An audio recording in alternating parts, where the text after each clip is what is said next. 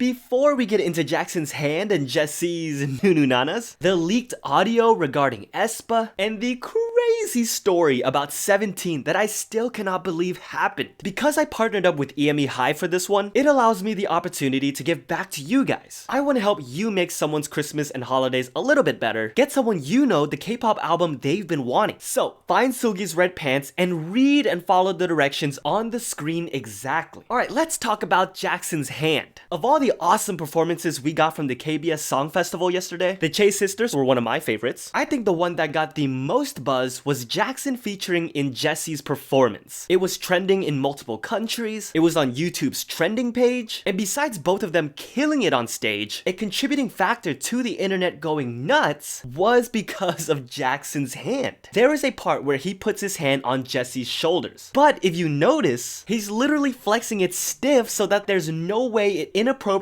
grazes JESSI'S aforementioned Nunu Nanas. I think even Jessie was caught off guard because you see her reaction as she grabs it and then laughs while looking at his hand. Not only that, but there's a part where they get close face to face. Yet Jackson closes his eyes. Jessie laughs again and then Jackson opens one eye toward the camera, basically giving us a little wink. A lot of people are speculating that he knew there would be some shipping going on after this performance, which may be why he quickly posted afterward captioning, "This is my sis." I love seeing close friendships like this. By the way, that's why I jumped at the opportunity to collaborate with an awesome company like EME Hive. You're probably already familiar, but if not, they're the premium Asian dating app in the US. But EME Hive focuses not just on dating, but also making meaningful connections who can potentially become your hive. I think that's a beautiful mission statement. Think about it. The reason we see so many idols from different groups and companies befriend each other so easily is because they share so much in common. Their careers, aspirations, struggles. Why else can Yeri and Dara get along so well when this is basically the first time they've hung out? And for people like us, if you don't have a club at school or frequently go to concerts, it's not that easy to meet other K-pop fans. That's why I wanted to partner with EME Hive, who are one of the only platform of its kind that allows you to express yourself, filter and find people anywhere in the world who have the same hobbies and interests as you. I know we're all here because we love K-pop, but it could be Korean dramas, it could be anime, it could be Seulgi's red pants. And in these times we're in, if you do want to virtually date and mingle, or just safely livestream with a bunch of K-pop fans, EME Hive have a base of over 1 million users and have even matched over 135,000 people. Make sure to check out the link in the description. By the way, speaking of the KBS Song Festival, do you guys remember last year when they cut away from A-Pink's performance before they finished? Something else started playing on the screen behind them and the girls were told to get off the stage? Yeah, that actually happened. And the girls had to upload the entire practice for the fans to be able to see what they worked hard to prepare. Don't worry, KBS didn't do that this year, although trust me, we will get back to KBS. No, this time it was the Fact Music Awards cutting off BTS. How does this keep happening?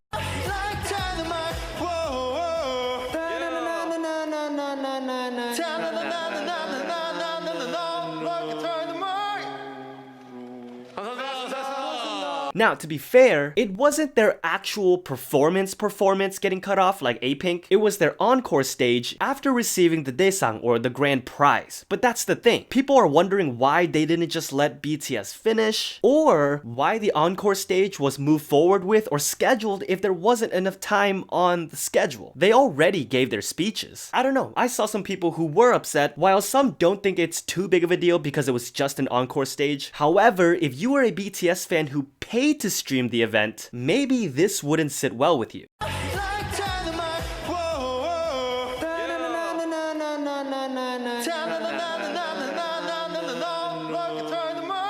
We are not done with history repeating itself though. Remember earlier this year when SBS uploaded a clip of Twice as More and More, and there was audio heard in there of someone saying something that sounded like, "Wow, they're really bad at singing," something along those lines. However, they explained the audio came from a commercial that aired after Inkigayo on a different PA system, and even released the video showing it was all a misunderstanding. Okay, well, it happened again. And it was SBS again. This time, they uploaded a face cam of Aespa's Ningning, and toward the beginning of the video, you can hear a staff member laughing and saying something along the lines of, "It's not effing synchronized," or effing uncoordinated. So, was this audio not supposed to be heard, or was this a misunderstanding once again? Because, like we said, the audio was heard in the very beginning when the dancing barely even started. Well, SBS came out and said that the conversation that spilled into that video was completely unrelated to Aespa's stage. They apologized if anyone was offended and will try not to let this happen again. I'll see you guys next year.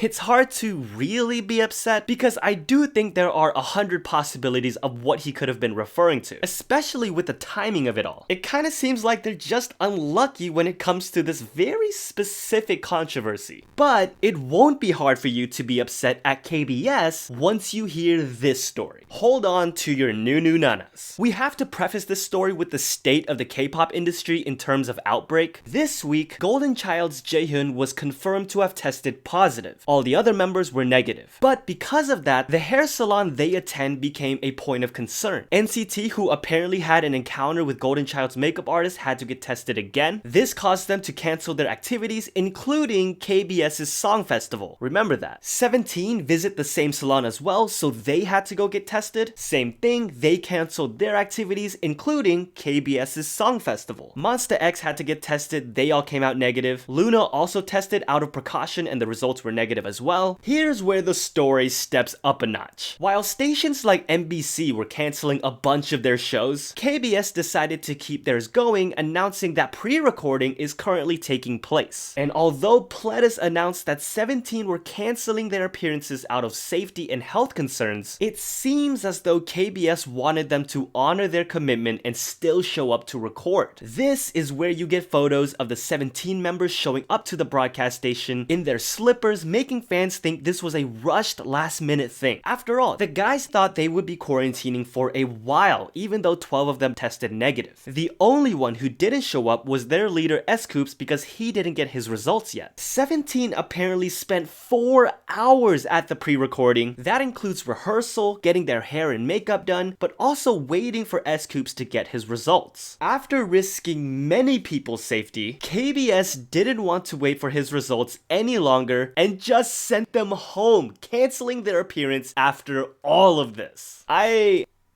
don't even know how to react to this. What? I don't know.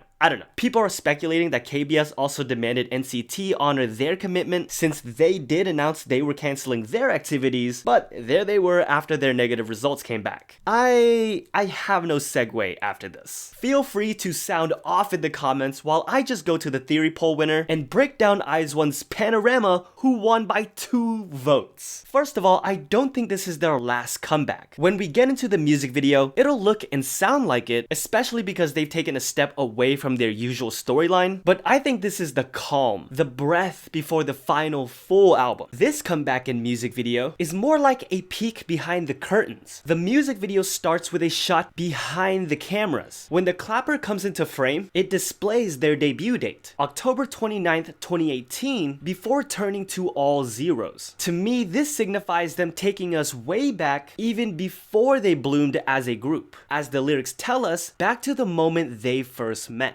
And that's because the theme of this music video is memories, reliving them, what to do with them. IZ*ONE are taking us through their journey together up to now where they have to perform without their fans. The way they physically portray memories is through the usage of film. We see rolls of film going through the projector. Even the projector's light is significant. That's because it's constantly acting as a spotlight on each of the members. They sing about how they'll always remember each other because their memories will shine a spotlight on each other no matter where they meet. But I also love that they show the consequences of memories. The way the film strips are draped over them invokes a sense of imprisonment. As long as they do have these memories, there will sometimes be a sense of longing to go back. But to these girls, that longing and that pain is worth it to capture and keep forever. Because it's these unique collection of moments that only the 12 of them can have. They'll always share share the same beginnings, which is why they'll always be there for each other until the end. And no matter how close or how far the members of IZ*ONE ripple away from each other, it's these memories that will keep that bond alive.